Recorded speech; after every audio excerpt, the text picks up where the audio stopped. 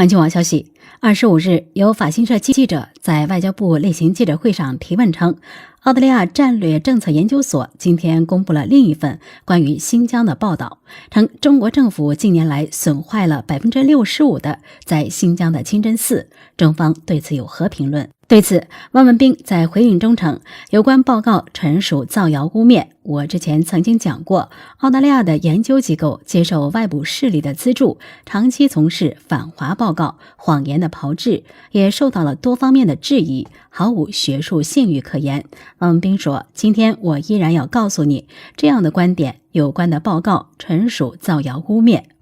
钱江晚报报道，近日萧山一小伙在校内网 App 发帖说，夫妻双方都拆迁了，为了多得老婆家70平方米的安置房资格，除了需要孩子的户口随妈妈之外，还要爸爸开入赘证明。小伙很纠结，面子和房子该如何选择？小伙说，他们家分安置房的时候他还没结婚，现在结婚后有了孩子，遇到老婆家拆迁才有这一出。小伙现在纠结的问题是，对他自己而言没得到啥好处，还有可能被自己村里人指指点点，但更多网友认为只是一纸证明而已，没有必要太在意，走自己的路，让别人说去吧。一张证明就可以多拿70平米，如果错过这样的机会，实在是太可惜了。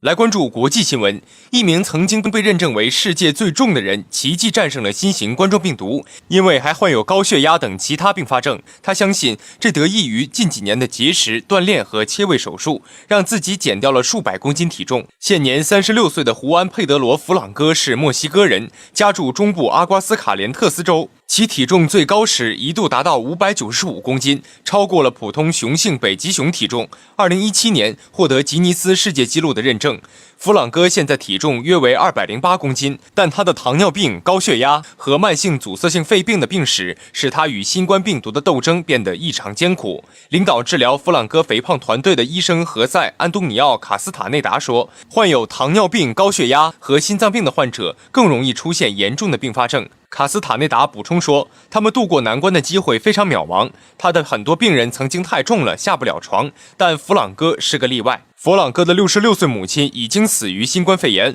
弗朗哥认为，包括3次手术的减肥治疗帮助他活了下来。糖尿病和高血压现在得到了控制。据了解，墨西哥的新冠肺炎死亡人数居世界第4，儿童肥胖率位居世界第1，成年人肥胖率位居第2。目前已有7.4万多名墨西哥患者感染新冠病毒死亡，其中有1/4超重。许多死者至少患有一种基础疾病，如高血压、糖尿病和肥胖症，通常与不良饮食和缺乏锻炼有关。央广网新闻报道，前不久，镇江警方接到市民胡女士报警称，已婚男子徐某冒充警察欺骗了自己近3年，损失了15万元。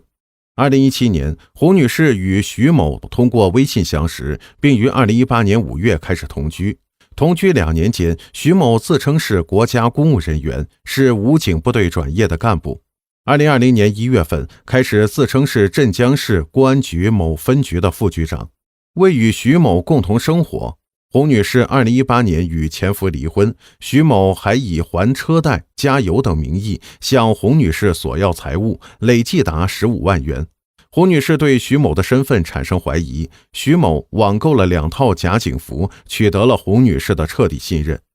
今年9月，胡女士到徐某声称的工作单位核实无此人后报警。经查，徐某今年55岁，镇江本地人，无正当工作，有自己的家庭并未离婚。徐某从胡女士这儿骗来的钱大部分转给了老婆，并声称是在外打工的工资。目前，徐某因涉嫌诈骗罪已被公安机关依法采取刑事强制措施，案件还在进一步审理当中。人民日报消息，今年中秋国庆一起来，除了带来8天长假，10月1日至4日加班3倍工资外，你知道还有什么消息吗？是的，还有一个好消息，那就是10月的工资可以提前至9月发。依据工资支付暂行规定的要求，用人单位遇到节假日期间不能发放工资的，应该在最近的工作日发放工资。不少单位会在每个月的5号前发工资，这就意味着11假期有不少单位9月底就会发放10月份的工资。用人单位因故不能在约定的工资支付日支付工资的，可以适当延长。工资支付规定补充规定第4项第2款规定，用人单位确因生产经营困难，资金周转受到影响，在征得本单位工会同意后，可暂时延期支付劳动者工资。延期时间的最长限制可由各省、自治区、直辖市劳动行政部门根据当地情况确定。西南商报报道，广西一名13岁女生张倩失踪1夜后浮尸水坑。次日，她的手机在一同学家里找到，但内容已遭删除。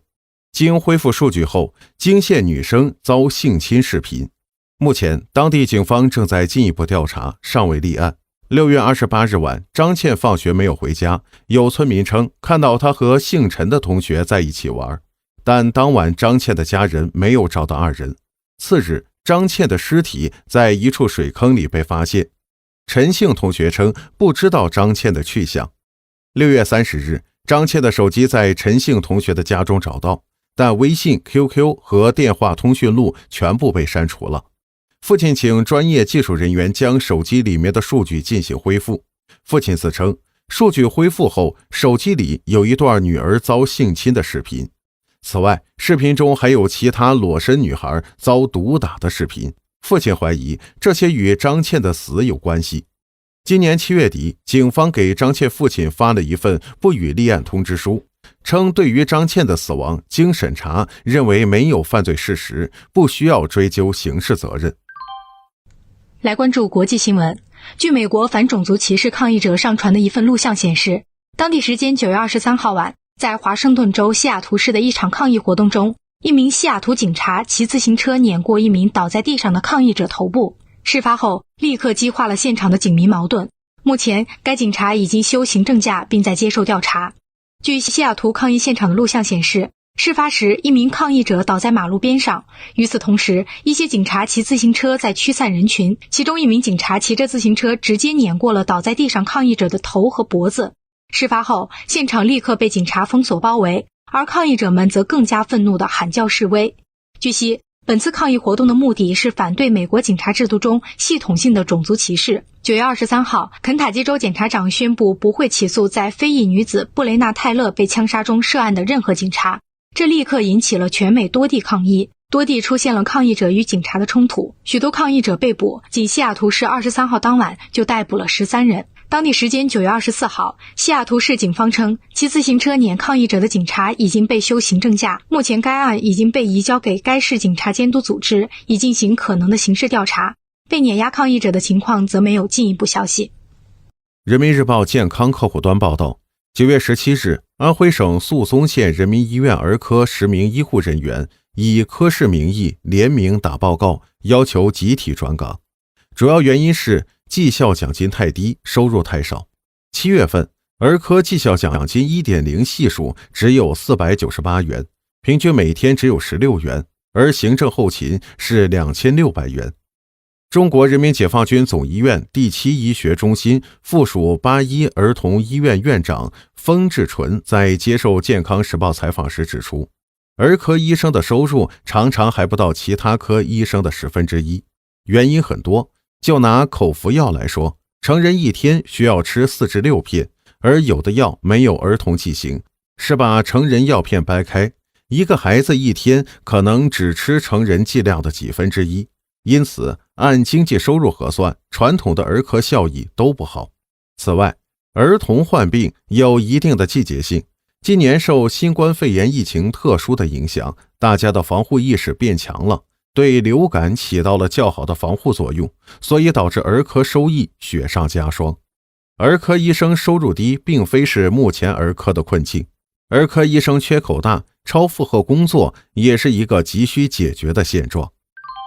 界面新闻报道，赣榆区公安局微信消息，针对媒体发布的江苏一家4口同日死，警方被指拒开死亡证明视频。赣榆区公安局高度重视，认真组织调查，现将相关情况通报如下。7月24号，连云港市赣榆区墩上镇发生一起服农药自杀警情。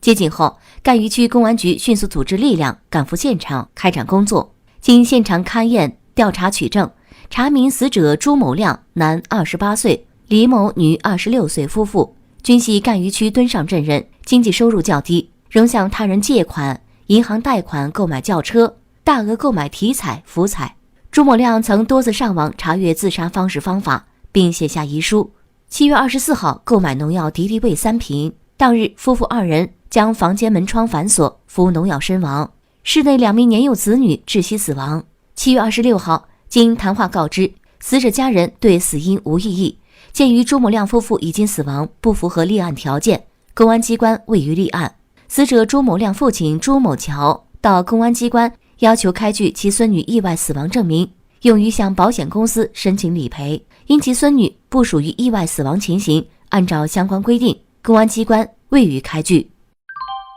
中国新闻网消息，中国常驻联合国代表张军大使24号在安理会维护国际和平与安全新冠肺炎疫情后的全球治理视频首脑会议上行使答辩权，驳斥美国常驻联合国代表对联合国和中国的恶意攻击。张军说，绝大多数安理会成员在发言中都呼吁坚持多边主义，加强团结合作，这反映了国际社会的普遍共识。遗憾的是，美方代表再次发出与会议气氛格格不入的杂音，中方坚决反对与拒绝美方的无理指责。张军指出，美国应该明白3件事：第一，美国应对疫情的失败完全是自己造成的；第二，指责别人解决不了自己的问题；第三，大国应该有大的样子。张军说，中方希望美国早日回到与其他国家相互尊重、合作共赢的轨道上，为世界和平与繁荣承担起应有的责任。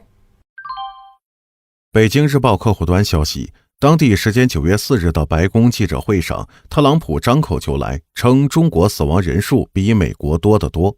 中国就不报告死亡数字，中国的死亡人数比我们多得多。美国疫情报告的细致程度是无人能及的，许多国家都不报告新冠肺炎的死亡病例。9月24日，在第13届泛珠三角区域合作与发展论坛上，钟南山院士通过视频连线致辞，谈及大灾大疫的人权问题。钟南山认为，最基本的民生与最高的人权是健康的生命。在这种思想的指导下，我国新冠肺炎的患病率和死亡率是世界最低的。钟南山院士亮出一对数据，跟美国相比，我国的患病率比美国低77倍，死亡率低44倍。这就是我国高举生命第一旗帜取得的一个伟大成就。截止北京时间9月22日23时23分，美国新冠肺炎累计死亡超20万例。面对这一数据，特朗普表示，这是一件可怕的事，它本不该发生。随后他又称，真是可惜了，我认为如果我们做得不好，如果我们做得不对，将会有250万人死亡。南国早报消息，曾某某今年33岁，其女友梁某某49岁，2人住在桂林市七星区。2020年7月10号，两人在家共进晚餐，一时兴起就喝了酒。次日凌晨1时许，两人因琐事发生争吵，借着酒劲越吵越激烈，激动之下，梁某某扇了曾某某一巴掌，气不过的曾某某也给了女友一巴掌，把他扇倒。曾某某还觉得不解气，骑在女友身上使劲掐她脖子，掐了1-2分钟，这样他就闭上眼睛了。事后，曾某某给女友换上一条红色睡裙。7月11号到13号这3天时间，他除了回老家及日常采购外，其余时间都躺在床上陪伴已死亡的女友。7月13号上午，曾某某开始产生自杀的想法，但都没有成功。直到14号凌晨，他才放弃自杀的想法，选择投案自首。曾某某说，我当时没想杀他，就想教训他，发泄一下而已。经过审查，桂林市七星区人民检察院最终决定以涉嫌故意杀人罪批准逮捕犯罪嫌疑人曾某某。法治进行时微信公众号报道，前不久，一名女子拿着一张2000万的存单，一张380万的存单，还有一张2380万的存折，来到通州的中国建设银行北京光谷支行。这名女子说，这钱是她丈夫给她存的，她想看看这钱到底有没有。眼看银行工作人员有些迟疑，女子的丈夫李某站了起来。经过鉴定，这总金额高达4000多万的2张存单、1个存折都是伪造的。建行的工作人员赶忙联系了辖区通州公安分局次渠派出所。此时，丈夫李某逃离了现场。这上千万的假存单究竟是哪来的？事发后，丈夫李某来到次渠派出所投案。李某说，他和妻子是经人介绍认识的，他没有工作，身体又不好，有些自卑的李某想出了一个歪点子。李某通过街边小广告花150元做了这面值几千万的存单，而在妻子面前，李某说这钱是他以妻子的名义存下的。就这样，在银行工作人员的面前，谎言被戳穿。目前，李某被通州警方刑事拘留。界面新闻报道，9月23号晚，罗永浩在2020年脱口秀大会总决赛上表示，始于2018年年底的6个亿债务至今已还近4个亿。随即，罗永浩还了4个亿，登上微博热搜。9月24号晚，罗永浩在个人微博表示，所还4亿债务其实用时近2年，其中包括手机团队和相关产权交易所得的1.8亿，其余2个多亿是参与另一家公司和做直播电商所赚。7月至今，罗永浩共进行24场带货直播，按每场20万坑位费，每场带货40家商品计算，罗永浩共拿到1.92亿元坑位费。此前的4月到6月，罗永浩一共进行13场直播带货，按照传闻中每场60万元坑位费，带货30家商品估算，罗永浩共拿到了2.34亿元坑位费。另据官方数据汇总，其所有场次直播带货销售总额为10.4亿，以行业水平20%佣金费计算，其佣金数约为2亿。